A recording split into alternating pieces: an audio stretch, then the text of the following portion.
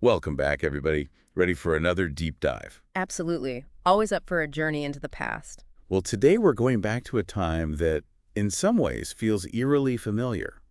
Think massive wealth, inequality, unchecked corporate power, and scandals rocking the political landscape. Sounds like we could be talking about today's headlines. Exactly. It's the Gilded Age, and in the middle of all this, we have a woman who is like a political rock star, Mary Elizabeth Lease. Oh, she's a fascinating one, drawing crowds of thousands with her fiery speeches. Thousands. Wow. Not your typical 19th century lady. So, who was she? Let's start at the beginning. Born in 1853, her family had a history of rebellion. Ah, yes. Her father led a revolt against British landowners back in Ireland, which ultimately forced them to flee to America. That rebellious spirit seems to have run in the family. And then the Civil War hits. Her father and both her brothers fought for the Union. And tragically, all three died during the conflict. It's hard to imagine the impact that kind of loss must have had on her. It's no wonder she developed a lifelong dislike for the Democratic Party. Which, at the time, was seen as more sympathetic to the South. Right. So we have a young woman Right. who's already experienced a lot of hardship and has strong political leanings. Even as a young teacher, she was advocating for better wages and trying to organize. It's like that fighting spirit was always there. She later moved to Kansas, hoping for better pay, and that's where she met her husband, Charles Lease. He was a pharmacist. And get this, they had very different political views. Really? I wonder how that worked out. Makes you wonder what their dinner conversations were like. But it wasn't that unusual at the time, even within families. Now, this is where Lisa's story takes an interesting turn. She tries her hand at farming. Not once, but twice. And both times, she fails. This firsthand experience with hardship really shaped her worldview. It gave her a deep understanding of the struggles farmers were facing across the country. Absolutely. And it fueled her passion for social justice. This is when she joins the temperance movement through the Women's Christian Temperance Union. Ah, the WCTU. A powerful force at the time. It gave her a platform to hone her public speaking skills. And those skills were undeniable. Even the New York Times acknowledged her forceful phraseology, as they put it. Forceful phraseology, what exactly does that mean? It basically means she knew how to use language powerfully and persuasively. She had this way of connecting with her audience on an emotional level. Sounds like she was becoming a force to be reckoned with. But she wasn't tied to any particular party yet, right? Not at this point. She started with the Republicans but grew disillusioned with them. She felt they weren't doing enough for farmers, and their stance on tariffs didn't sit well with her either. So she was looking for a political home that truly aligned with her values. Exactly. That search led her to the Union Labor Party, where she even ran for office, though unsuccessfully. It seems like she was constantly searching for the right platform to amplify her voice. That's a good way to put it. And her search eventually led her to the Farmers Alliance, which was gaining traction across the nation. The Farmers Alliance now. This is where her fiery rhetoric and ability to mobilize crowds really took off. It was a perfect match. She was advocating for the issues they cared about most, challenging the power of big business and banks. And it wasn't just speeches, right? She was encouraging women to get involved in politics, which was quite radical for the time. Absolutely. Lease became a symbol of female empowerment, drawing those huge crowds and really shaking things up. She argued that those institutions, the businesses and banks, were exploiting farmers. Contributing to their hardship. Exactly. But of course, with great power often comes great. Enemies. Exactly. And Lise had her fair share. Let's talk about some of those famous feuds, starting with her rivalry with Kansas Senator John James Ingalls. Oh, he was vehemently opposed to women's suffrage, made some incredibly disparaging remarks about women activists. Not exactly a champion of equality. Not at all. Their back and forths in the press were legendary. It was political theater, for sure. But Lise didn't just spar with politicians. In one of her most famous speeches, she took aim at the entire economic system. It's often called Wall Street owns the country. Ah, yes, that speech. She really let loose, denouncing the concentration of wealth in the hands of the few. And this is the speech where she famously declares, "We want money, land, and transportation. We will stand by our homes and stay by our fireside by force if necessary." Powerful stuff. Now, she also became associated with the phrase, raise less corn and more hell, though she always denied saying those exact words. Whether she said it or not, it definitely captures her spirit. So we have this incredible orator, a real firebrand, building a huge following. What does she do with all this influence? Well, she helps give birth to a whole new political party, the Populist Party. The People's Party. This is where she earns the nickname the People's Joan of Arc. Exactly.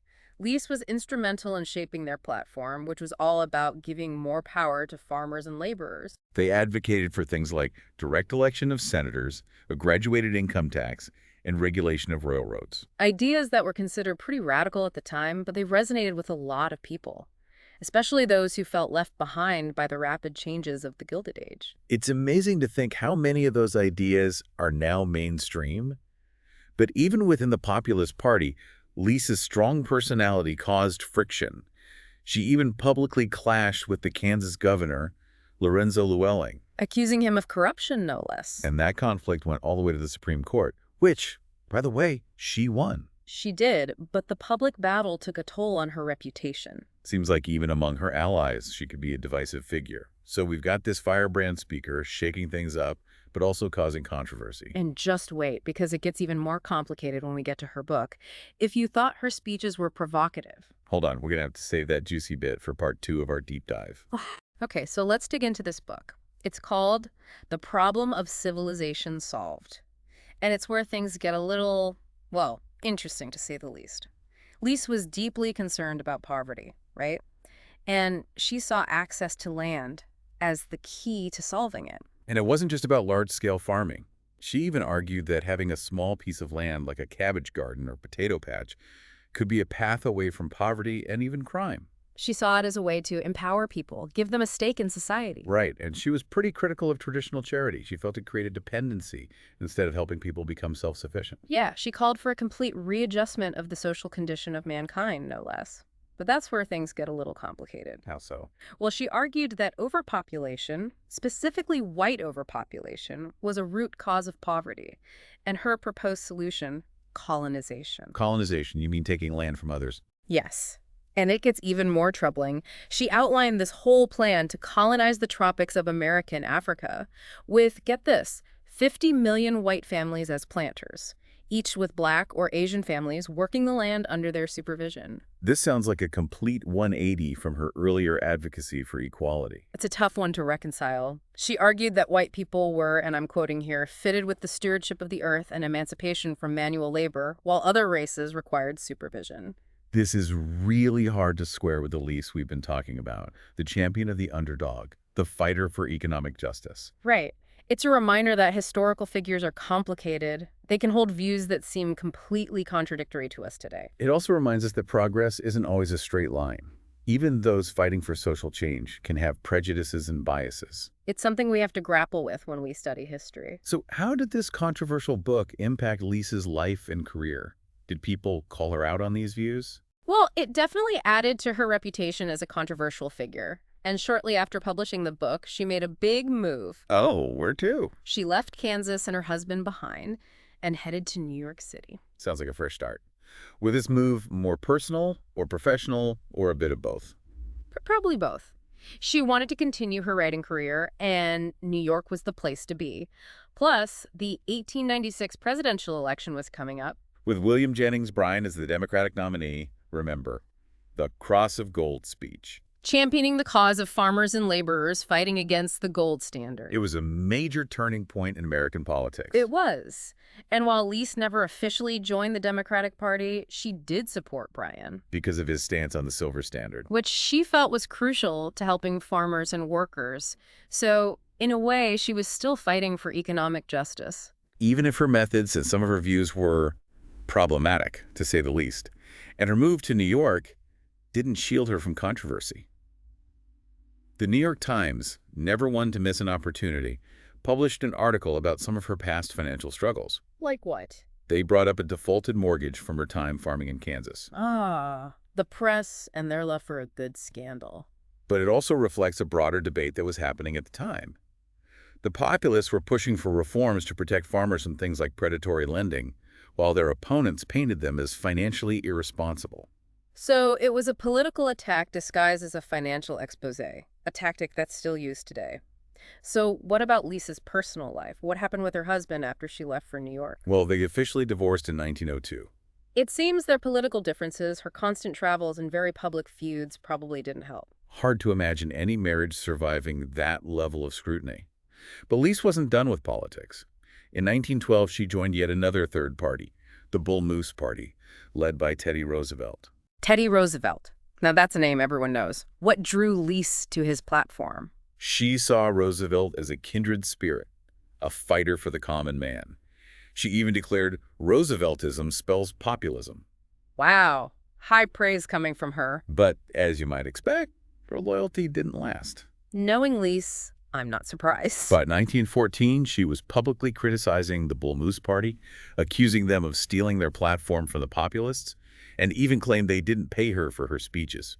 That sounds more like the Lease we've come to know. So where did she land politically after that? Neither the Republicans nor the Democrats. She briefly supported Woodrow Wilson, but then became disillusioned when he opposed women's suffrage. It seems like certain principles were non-negotiable for her. Absolutely. And by the end of the 1910s, she basically retired from politics. So what becomes of the People's Joan of Arc in her later years? She stepped back from the spotlight, but stayed involved in various reform movements, especially those focused on women's rights. And she lived a long life, passing away in 1933 at the age of 80. She actually lived long enough to see many of the Populist Party's goals achieved: direct election of senators, a federal income tax, women's suffrage. Things she fought so hard for. It really is remarkable when you think about it. Lease witnessed such a transformative period in American history. We've covered so much: her rebellious childhood, those fiery speeches, her controversial book, that messy divorce, and her shifting political alliances. It's quite a story. It is.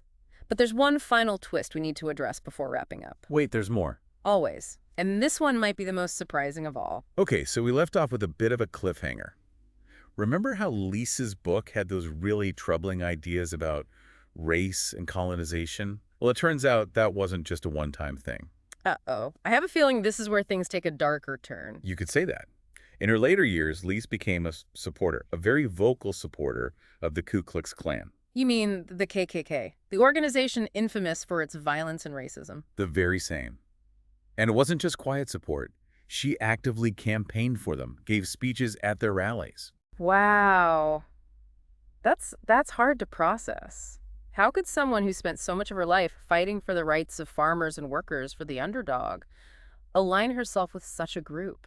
It's definitely a jarring contradiction. It forces us to reckon with a really uncomfortable truth, which is that even people who fight for social justice can hold deeply flawed and hateful beliefs. It reminds us that progress, it isn't always a straight line. People evolve, for better or for worse. And sometimes the heroes we thought we knew, well, they turn out to be far more complex than we initially believed. And it's a tough pill to swallow, especially with someone like Lease, who is such a powerful voice for change. But I think we have to acknowledge this part of her story, even if it makes us uncomfortable. I agree. Trying to erase or ignore these parts of history doesn't do us any favors. It's by confronting these complexities that we can truly learn from the past and hopefully avoid repeating those same mistakes. So where does this leave us with Lease? Does this completely invalidate all the work she did before? Can we still celebrate her accomplishments? That's the question, isn't it? And there are no easy answers. I think each person has to grapple with these complexities and come to their own conclusions. But Lisa's story, in all its contradictions, it definitely serves as a cautionary tale. It reminds us to be vigilant about our own beliefs, to constantly examine them, and to never stop working towards a more just world, a more equitable world, for everyone. It reminds us that maybe we shouldn't put historical figures on pedestals. We need to see them in their full complexity, acknowledge both their achievements and their shortcomings. So as we conclude this deep dive into the life of Mary Elizabeth Lease, I think it's safe to say we have more questions than answers. Hero, villain, maybe, as you said, somewhere in between. But what can we learn from her story? How can we ensure that in our own fight for justice, we stay true to our ideals, even when faced with those complexities of human nature? It's something worth thinking about, that's for sure. And if you enjoyed this deep dive, be sure to subscribe for more. We'll be back next week with another captivating story from the past. Until then, keep questioning, keep learning, and keep the conversation going.